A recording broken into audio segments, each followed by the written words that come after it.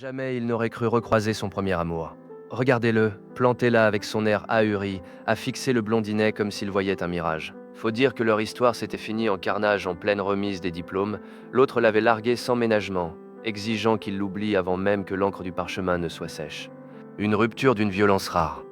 Mais les années ont passé, et ces retrouvailles ont suffi à faire s'emballer son cœur en un éclair. Dès qu'il s'est approché, il n'a pu s'empêcher de tendre la main, comme pour s'assurer que le type était bien réel. Ce blond est toujours d'une beauté insultante. On sent la tension grimper alors qu'il le prend dans ses bras. Ils sont à deux doigts de craquer. Il a ce regard qui semble peser des tonnes, chargé de secrets. On ne peut s'empêcher de se demander s'il en avait l'occasion. Serait-il capable de le sauver? Les voilà, l'un reste de marbre tandis que l'autre perd tous ses moyens juste en respirant le même air. Le voilà qui s'interroge, espérant avoir une chance, prouvant que l'homme est bien le seul animal capable de foncer deux fois dans le même mur. On dirait qu'il n'a rien retenu de la fois où il s'est fait jeter. Mais si l'occasion se présentait, pourrait-il vraiment tomber amoureux de moi? Le binoclard va droit au but avec la pire nouvelle qui soit. C'est fini, rideau. Lenjian reste là, le regard vide, à encaisser les mêmes excuses bidons que d'habitude. D'après l'intello, Linjian ne l'a jamais vraiment aimé, parce qu'il a toujours un ex qui lui squatte le cœur. Un sacré coup à l'ego. Le pauvre gars n'a même pas le temps de bégayer un mot que l'autre se tire déjà, le laissant planter là, au milieu du parc, comme un figurant qui aurait oublié son texte. Seul au monde, il commence à compter sur ses doigts combien de fois on l'a largué pour la même raison. 1, 2, 3. Il a déjà perdu le compte. Il essaie de faire genre il s'en fout, mais le traumatisme lui sort par tous les pores. Il est persuadé que tant que ce fantôme rôdera, il ne pourra jamais avancer. Il appelle ça des séquelles traumatiques, mais pour le reste du monde, c'est juste un mec qui n'arrive pas à tourner la page. Changement d'ambiance, on retrouve Linjian dans un bar en train de picoler comme un trou. Son pote essaie de l'arrêter parce qu'il en a marre de devoir le supporter dans cet état. Mais le petit aux cheveux roses est en mode insupportable, criant sur tous les toits qu'il est la victime de l'histoire. Le serveur le regarde avec une envie de démissionner monumentale pendant que notre héros sort la comparaison la plus foireuse de tous les temps. Il dit que le premier amour, c'est comme des hémorroïdes. Ça gratte, ça fait mal et si tu ne fais pas gaffe, ça revient quand tu t'y attends le moins. Son pote le dévisage avec un dégoût total et lui demande s'il n'a pas une métaphore un peu plus décente, mais pour lui, c'est le truc le plus poétique qu'il ait jamais entendu. Entre deux vers, son esprit s'échappe vers le passé, vers ces années de lycée où la vie était censée être plus simple. À l'époque, c'était le glandeur typique du fond de la classe qui passait son temps à dormir avec une tête d'enterrement, jusqu'à ce que Bayou débarque. Le nouveau est arrivé avec ses cheveux longs et cet air de « je vais bousiller ton existence » qui attire tous ceux qui manquent de jugeote. Le prof n'avait même pas fini de le présenter que le mec enfreignait déjà les règles, un truc qui a direct fait craquer Linjian. Oubliez le cliché de la première de la classe qui aide le cancre.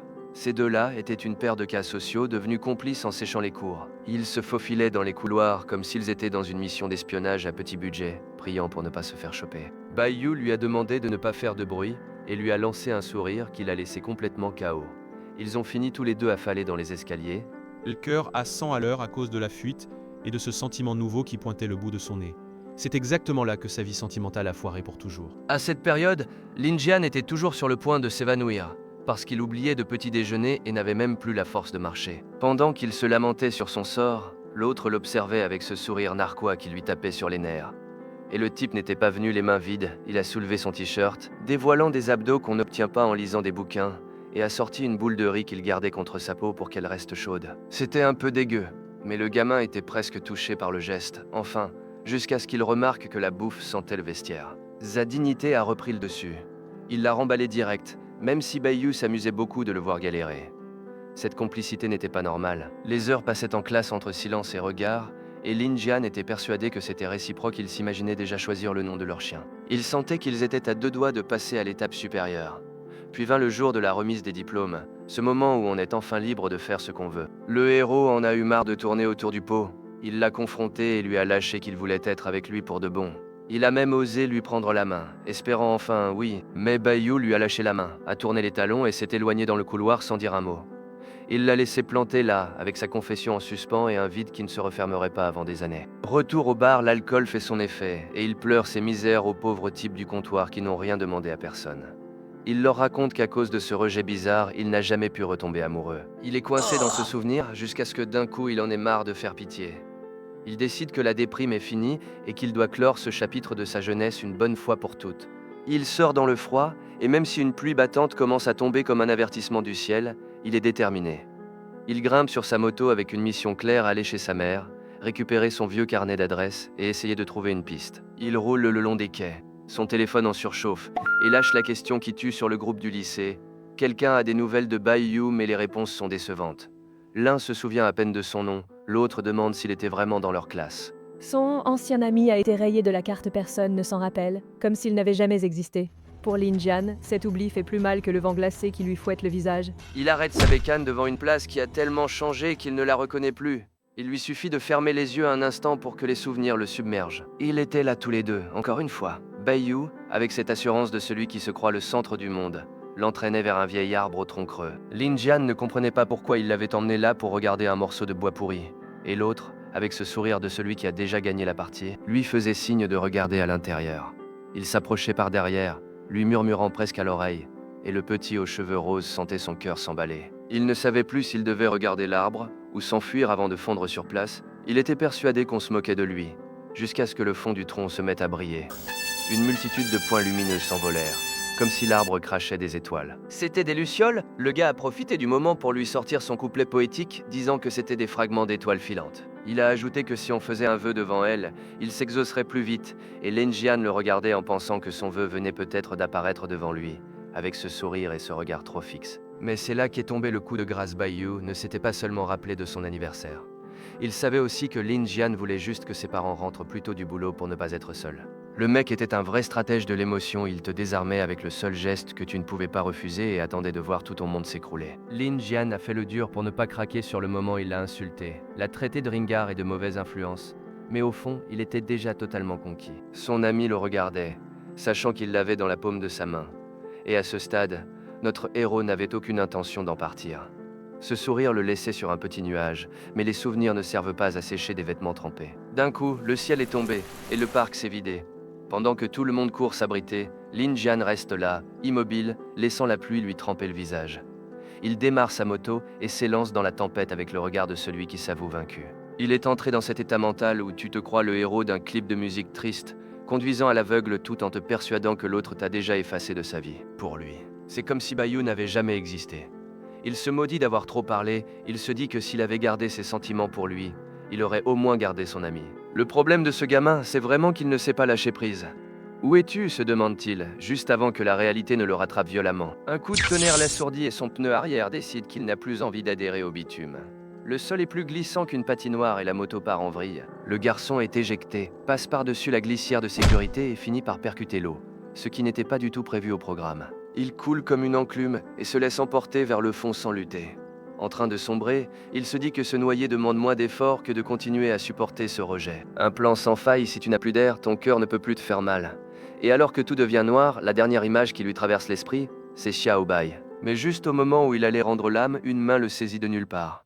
À travers les bulles apparaît le visage du blond inaccessible, comme une bouée de sauvetage arrivant juste à temps. Ils s'agrippent l'un à l'autre, et pendant un instant, le garçon cesse de couler seul.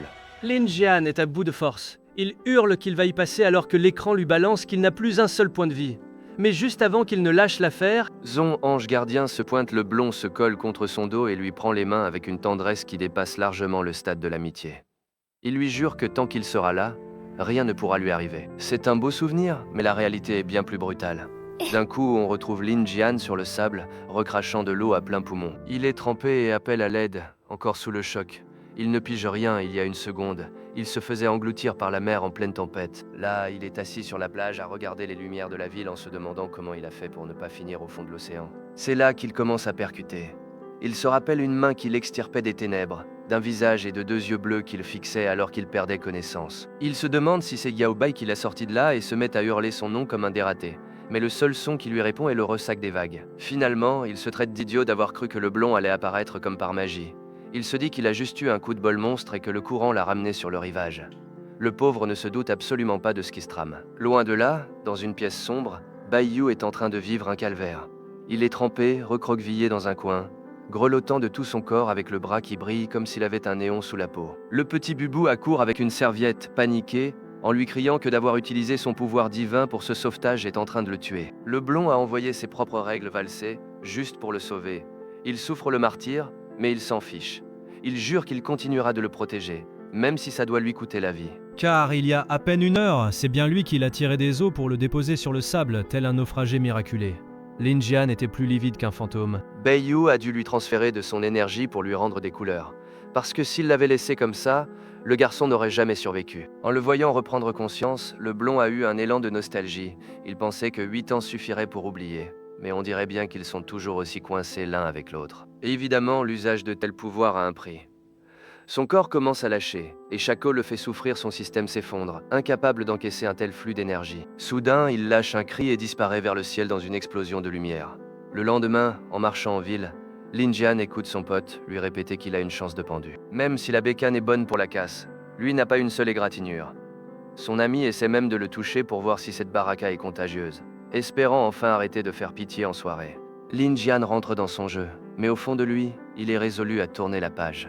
Il se jure que même s'il recroise son premier amour, ça ne lui fera strictement plus rien. Mais pile au moment où il décide de clore ce chapitre, un faisceau de lumière déchire l'obscurité d'une ruelle et le blond atterrit sur le dos, en plein milieu des sacs poubelles. Il est là, étalé, les cheveux en bataille et la chemise ouverte, dans un état que Lin Jian ne sait même pas comment interpréter.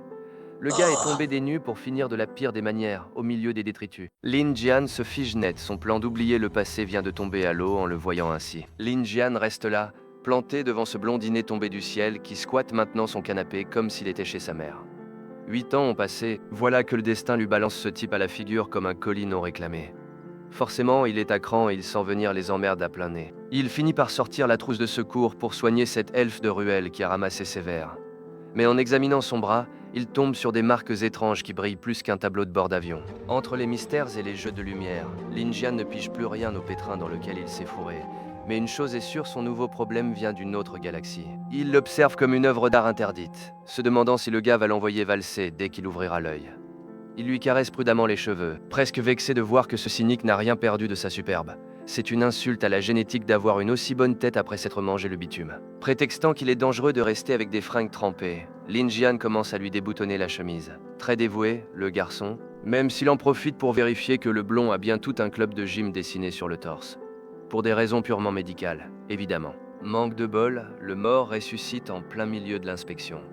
Lin Jian manque de faire un arrêt cardiaque et fait un bond en arrière, pendant que Bayu essaie tant bien que mal de comprendre sur quelle planète il a atterri. Lin Jian lui explique vite fait qu'il l'a trouvé en vrac dans une ruelle et qu'il lui a sauvé la mise. Un geste noble, si on oublie qu'il faisait l'inventaire de ses abdos 5 secondes plus tôt. En voyant son bras bandé, le blond se tend immédiatement. Il sait que son secret est grillé, mais Lin Jian le calme avant qu'il ne panique. Il lui jure que personne d'autre ne l'a vu briller et que ce mystère restera entre eux. Pour faire redescendre la pression, Lin Jian s'esquive chercher à boire, essayant d'assimiler que son premier amour est revenu bousiller sa tranquillité pile quand il pensait avoir tourné la page. Dans le salon, Bayu se dit qu'il suffirait d'un mot pour que Lin Jian lui pardonne absolument tout. Mais monsieur préfère jouer les mystérieux pour ne pas le blesser. C'est tout à ton honneur, mais là t'es juste un squatteur sans batterie magique qui ne peut même pas se téléporter jusqu'au coin de la rue. Le voilà coincé là, assis comme un meuble de luxe, à réfléchir à ce qu'il va bien pouvoir faire de sa peau. Pendant ce temps, dans la cuisine, Lin Jian passe ses nerfs sur la porte du frigo. Il n'en revient pas que la discussion ait été aussi pesante. Il se sent comme un étranger chez lui et il bout intérieurement. Regardez-le, il tire une de ses tronches. On lui demanderait l'heure qu'il nous mordrait. Il attrape une boisson au citron vert et s'arrête net. C'est le parfum préféré de Bayu. Il continue d'en acheter par pur réflexe, même s'il se jure qu'il s'en fout. Lui-même ne comprend pas pourquoi il est toujours aussi accro à un type qui est devenu un inconnu, mais on dirait que son cœur n'a pas reçu le mémo des 8 ans de séparation. Finalement, il arrête de tourner en rond et décide qu'il est temps de briser la glace. Il retourne au salon avec des vêtements propres et lui propose de passer la nuit ici. En essayant de ne pas passer pour l'ex-revanchard, il s'imagine qu'il gère la situation alors qu'il vient de rouvrir la porte au problème qu'il a déjà détruit autrefois. C'est comme inviter un vampire chez soi pour voir s'il aime toujours le goût de votre coup. Avec sa confiance en carton, Lin Jian se prépare à une nuit qui n'aura rien de reposant. Quelle tension, le mec nous sort l'excuse de la santé, mais il a bien maté les abdos au passage et puisque notre héros n'a pas pu s'empêcher de faire un check-up complet, faites-en de même avec le bouton like, abonnez-vous pour ne rien rater de ce drama et dites-moi en commentaire quel autre manhwa vous voulez que je raconte. À la prochaine. Pour qu'il s'hydrate un peu, Lin Jian lui balance une bouteille de jus de fruits. Le blond la rattrape au vol, encore en train de réaliser qu'il est pratiquement séquestré dans cet appart. Vu l'heure tardive, Lin Jian lui ordonne de rester dormir, et il le fait avec ce ton qui n'admet aucune discussion. Sauf que Bayu est fier et prétend pouvoir se débrouiller seul. Le pauvre, il n'a aucune idée de qui il a en face de lui. Lin Jian perd patience en 2 secondes, il le plaque contre le canapé et lui fait bien comprendre que c'est lui qui commande ici. Il reste là, nez à nez, dans un silence si pesant qu'on pourrait le couper au couteau. Le gars aux cheveux roses ne lâche rien. Et l'autre n'a d'autre choix que de se taire et d'accepter qu'il ne partira nulle part ce soir. Pour détendre l'atmosphère, Lin Jian lui dit de boire son jus avant qu'il ne soit plus frais. Bai Yu le dévisage avec méfiance, car il sait pertinemment que Lin Jian a horreur de ce parfum. L'autre pique un phare et sort une excuse bidon de promo, un acheté, un offert au supermarché. Ça se voit à des kilomètres qu'il l'a acheté juste parce que Bai Yu l'adore, mais son orgueil l'empêche d'admettre qu'au fond, c'est une crème. Dès que Bai Yu ouvre la bouteille, ça gicle partout sur Lin Jian et ils finissent tous les deux trempés par ce liquide collant. Lin Jian explose de rire et se fout de sa gueule comme s'il venait de gagner un trophée. C'est un gamin de 5 ans coincé dans un corps de délinquant. Mais les rires s'arrêtent net dès qu'il touche Bai Yu et que celui-ci gémit de douleur. Dans le chaos de la bagarre, il a lui aussi ramassé pas mal de coups. Lin Jian s'en veut terriblement, il n'avait pas réalisé que le blond était encore blessé. En l'observant, il se rappelle le jour où il l'avait trouvé affalé dans une ruelle, il y a des années. Ces marques n'avaient rien d'ordinaire, elles dégageaient une lueur que la médecine est incapable d'expliquer. Il se demande ce que Bai Yu a bien pu fabriquer tout ce temps et ce qu'il cache avec autant de ferveur. Lin Jian lui saisit la main avec une fermeté qui balaie toute hésitation. Il lui fait comprendre que le passé, c'est du passé, et que la seule chose qui compte maintenant, c'est de le soigner. Il lui promet que tant qu'il en aura besoin, restera là pour veiller sur lui. Il reste un long moment en silence, jusqu'à ce que Bai Yu finisse par se détendre et accepte le deal. Le blond demande où se trouve la salle de bain pour se changer et se débarrasser de cette odeur de jus qui a envahi tout le salon. En l'attendant, Lin Jian sort sur le balcon pour décompresser avec une clope. Il contemple les lumières de la ville et se sent idiot d'être aussi nerveux. Il essaie de jouer les mecs mûrs qui ont du vécu, mais Bai Yu brise sa carapace de dur à cuire en un clin d'œil. À ce moment-là, le vent fait tomber une chemise blanche juste à ses pieds. Lin Jian la ramasse et, profitant d'être seul, se laisse enivrer par le parfum de l'autre. Il est tellement ailleurs que l'odeur du vêtement change son expression. Il est passé du caïd au mec ému en train de sniffer du linge en un instant.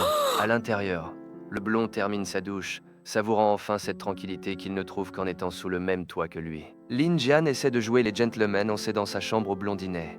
Il lui jure que tout est propre et que ça ne le dérange absolument pas de squatter le canapé. Mais Bai Yu ne fait pas de manière, il lâche un hoquet glacial et lui claque la porte au nez sans un mot de plus. Le pauvre gars reste là à buguer, un peu vexé. Il s'attendait à un minimum de reconnaissance après s'être plié en 4 comme ça. Il finit par aller se coucher, passablement irrité de n'avoir même pas décroché un petit merci. Pourtant, à l'intérieur de la chambre, Bai Yu n'est pas plus serein. Impossible de fermer l'œil, il se sent comme une divinité franchement pitoyable. Il sait pertinemment que croiser Lin Jian a réduit à néant ses efforts pour rester à l'écart. Maintenant, son envie de lui parler est en train de l'emporter sur la raison. Il fixe son bras bandé, tentant de dissimuler des marques lumineuses qui lui brûlent la peau, un effet secondaire de ses pouvoirs, qui consume son corps pendant qu'il essaie de garder son calme. Malgré la douleur, sa décision est prise cette fois. C'est Lin Jian qui devra s'en aller. Pendant ce temps, le gars aux cheveux roses subit l'insomnie du siècle. Il est 4h30 du matin, il est au bout du rouleau, alors il lance une partie d'échecs sur son téléphone en espérant que ça l'assomme enfin. C'est le somnifère idéal, mais Lin Jian garde les yeux grands ouverts.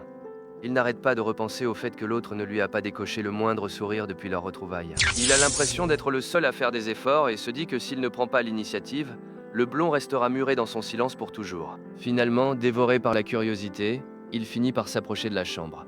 Mais à l'instant où il ouvre la porte, il tombe nez à nez avec Bai Yu. Manque de rendre l'âme sur place.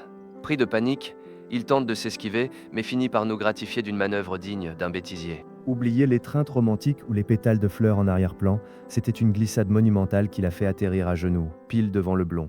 Silence de mort. Le gars reste planté là, dans une position plus que compromettante, alors que la tension devient étouffante. L'autre, avec son look de mannequin, le dévisage comme s'il se demandait ce qu'il fabrique. Lin Jian fait un bond en arrière comme s'il venait de prendre un coup de jus et nous sort l'excuse bidon, il allait juste aux toilettes. Bien sûr, parce que tout le monde va aux chiottes en faisant une révérence pareille. Bai Yu ne gobe pas l'histoire et lui demande même si c'est son petit rituel matinal. Mais ils finissent tous les deux par avouer qu'ils n'arrivent pas à dormir.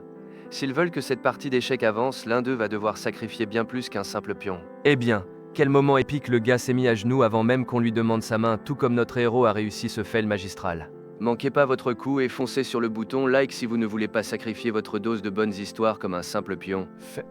Faites le mouvement gagnant et abonnez-vous. Dites-moi en commentaire quel autre manhwa vous aimeriez que je raconte sur la chaîne. A plus, les cracks. Comme aucun des deux n'arrive à fermer l'œil, Lin Jian suggère d'arrêter de tourner en rond et d'aller prendre l'air un moment. Il l'embarque à l'épicerie du coin pour choper de quoi petit déjeuner. En faisant le grand prince, c'est sa tournée. Il régale. On voit direct le soulagement sur le visage du blond, être avec ce gars aux cheveux roses. Ça lui a fait un bien fou comme un bouton reset. Il voudrait juste que cet instant dure toujours. 2 minutes plus tard, Lin Jian revient tout fier. Comme s'il avait déniché un trésor, une boule de riz exactement comme celle qu'ils achetaient à l'époque du lycée. Il se laisse gagner par la nostalgie, avouant qu'il n'en a pas mangé une seule depuis la remise des diplômes. Il est à 2 doigts de lâcher qu'il pensait à lui chaque fois qu'il en voyait une, mais il se retient de justesse pour ne pas passer pour un mec trop lourd. L'idée, c'est de la partager, sauf qu'il y a un hic, le truc est brûlant.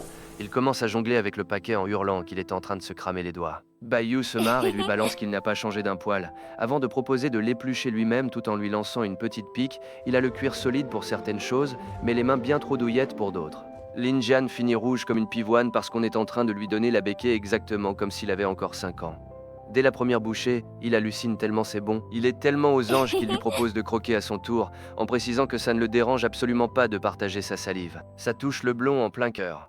En acceptant la bouchée, il se revoit des années en arrière, quand ils partageaient leur repas à l'école. Il a passé tellement de temps à jouer les loups solitaires qu'il en avait oublié à quel point ça fait du bien de partager un truc avec quelqu'un. En le voyant buguer comme ça, Lin Jian finit par s'enflammer, marmonnant que la prochaine fois, il en achètera un deuxième, rien que pour l'hygiène. Ouf, quelle fin sous haute tension. J'ai failli me cramer les doigts moi aussi. Si notre héros garde un visage de marbre alors qu'il a les mains aussi sensibles à la chaleur, vous, profitez-en pour utiliser vos petits doigts et exploser le bouton like. Abonnez-vous pour ne pas louper la suite, et dites-moi en commentaire quel autre manhwa vous aimeriez que je vous raconte. Allez, salut les cracks!